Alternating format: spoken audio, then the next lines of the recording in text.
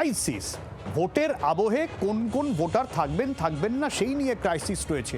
আর যে ক্রাইসিসটা একেবারে নাগাড়ে তাড়া করে বেড়াচ্ছে আমাদের, জ্বালানির ক্রাইসিস। এতদিন কেন্দ্র কি বলছিল? না, জ্বালানির কোনো ক্রাইসিস নেই, সব ঠিক আছে। আজ মানলেন, নরেন্দ্র মোদী মানলেন, লোকসভায় দাঁড়িয়ে মানলেন, পশ্চিম এশিয়ায় যুদ্ধের জেরে টান পড়েছে ভারতের তেলের ভান্ডারে, সংসদে বক্তৃতার সময় মানলেন প্রধানমন্ত্রী নরেন্দ্র মোদী। শোনাই আগে।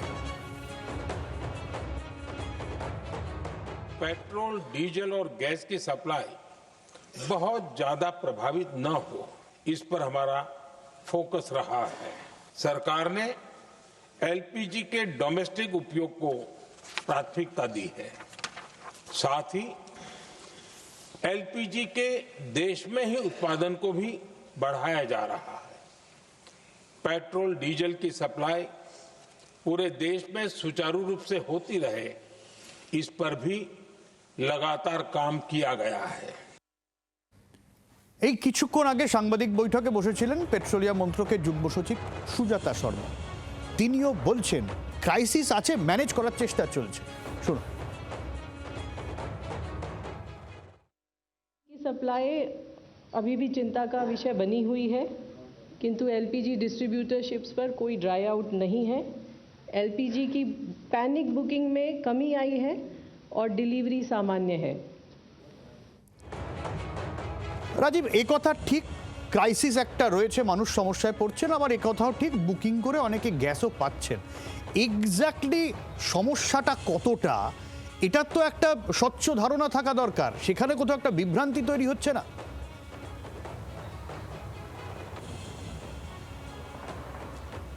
দেখো, বিভ্রান্তি আজকে একটা খুব সূক্ষ্মভাবে ধরা পড়ছে। তার কারণ তুমি যেভাবে বললে যে সংসদে, লোকসভায় দাঁড়িয়ে প্রধানমন্ত্রী নরেন্দ্র মোদী যে ভাষায় বললেন যে সমস্যা যাতে না হয় ডোমেস্টিক রান্নার গ্যাসের সরবরাহে এবং খনিজ তেল মজুত করার ক্ষেত্রে কোথাও কোনো সমস্যা যাতে না হয়, সেজন্য সরকার বদ্ধপরিকর, সরকার কাজ করে যাচ্ছে।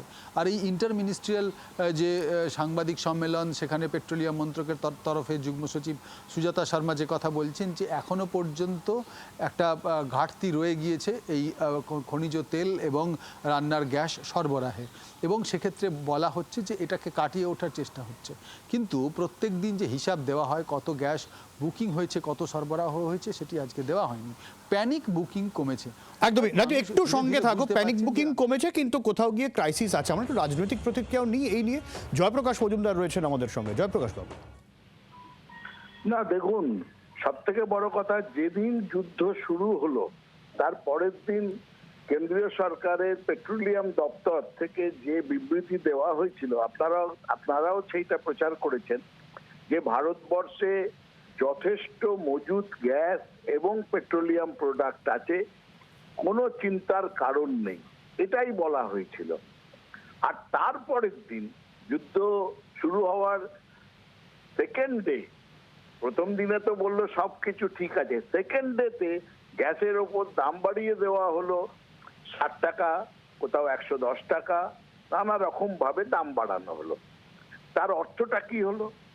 এটা দেখায় যদি সত্যি কেন্দ্রীয় সরকারের কাছে যথেষ্ট মজুদ থাকে, সেটা আগেকার মজুদ, সে আগেকার যে দামে গ্যাস প্রকিওর করা হয়েছিল তার উপরে গরিব মানুষ, মধ্যবিত্ত মানুষের উপর আরো বেশি দাম চাপিয়ে টাকা তোলার চেষ্টা করলো কেন্দ্রীয় সরকার। সেটা কেন? এই চাপ, মানে এক্সট্রা মূল্য বৃদ্ধি কেন হলো তাহলে? সেটা তো মোদী আজকে বললেন না। আজকে বলছেন কিছু কিছু অসুবিধে আছে, সংকট আছে। আসলে দিশাহীন কেন্দ্রীয় সরকার, এবং পেট্রোলিয়াম পলিসিটা বোধহয় আর মোদী সাহেবের হাতে নেই, এটা চলে গেছে আমেরিকার হাতে। এটাই বোধহয় সব থেকে বড় কারণ যে এই রকম এক পা এগোনো, দু পা পেছনো, এবং সার্বিকভাবে দেশের মানুষের কাছে পরিস্থিতিটা ব্যাখ্যা না করতে পারা।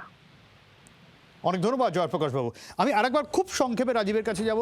তার মানে রাজীব, একটা বিষয় তো আশ্বস্ত হওয়া যায় যে ডোমেস্টিক সিলিন্ডার আমরা পাবো, তার কোনো ড্রাই আউট নেই, কিন্তু কমার্শিয়াল সিলিন্ডারের চাপ আছে, হয়তো বাড়বে।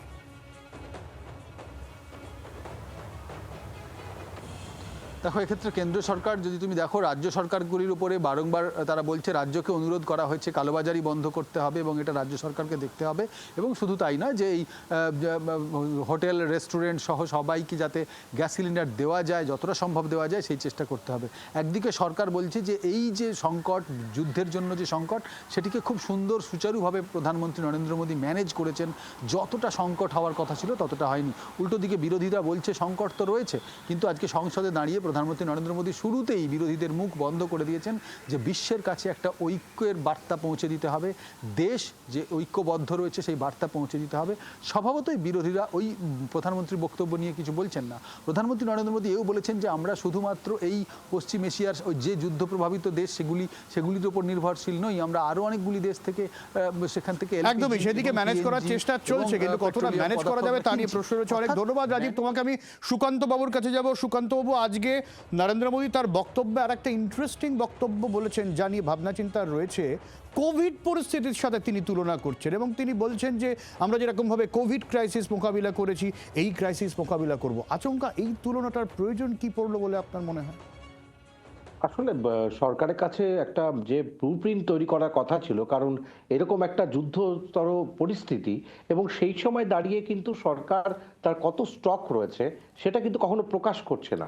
এবং এই দোমনায় থাকাতে যে বাণিজ্যিক গ্যাসের 20% আরো বেশি করে যোগান দেওয়ার কথা বলছে, যারা বাণিজ্যিক ক্ষেত্রে রেস্তোরাঁ হোটেলগুলোকে সাপোর্ট করবার জন্য, কিন্তু এর সঙ্গে কোভিড পর্যায়ের তুলনাটা কিন্তু চলে না।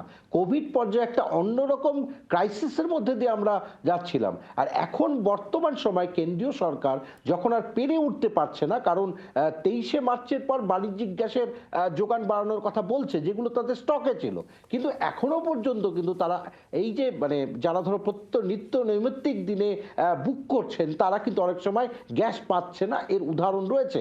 সুতরাং যারা একদম নিম্ন মধ্যবিত্ত বা মধ্যবিত্ত, তারাও কিন্তু এই গ্যাস পাচ্ছেন না এবং উজ্জ্বলা যোজনার গ্যাসও কিন্তু যে ভর্তুকি সেটাও অনেকে পাচ্ছেন না বলে অভিযোগ।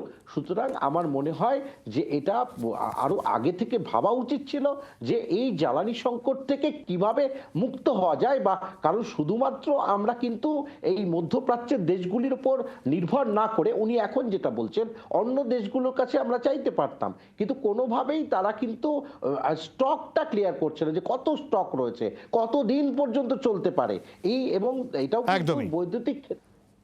অনেক ধন্যবাদ সুকান্ত বাবু, অনেক ধন্যবাদ রাজীব তোমাকে। বাংলার আওয়াজ, বাঙালির আবেগ, জি 24 ঘন্টা।